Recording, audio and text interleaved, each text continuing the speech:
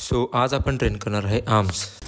सकाळी freshen up हो, water intake करून ॲज अ प्री वर्कआउटसाठी बनाना खाऊन आपलं डेली बाय वन वचन लिहिलं आणि जिमसाठी रेडी झालो. आज आपण प्री वर्कआउटसाठी ब्लॅक कॉफी कन्झ्युम केली. वर्कआउटसाठी थोडा वॉर्मअप करून स्टार्टिंगला मशीन बायसेप कर्लचे 3 सेट घेतले, त्यानंतर प्रीचर कर्लचे 3 सेट घेतले आणि मग हॅमर कर्लचे 3 सेट, ट्रायसेपसाठी ओव्हरहेड एक्सटेन्शनचे 2 सेट, ट्रायसेप पुशडाऊनचे 3 सेट घेऊन वर्कआउट फिनिश केला.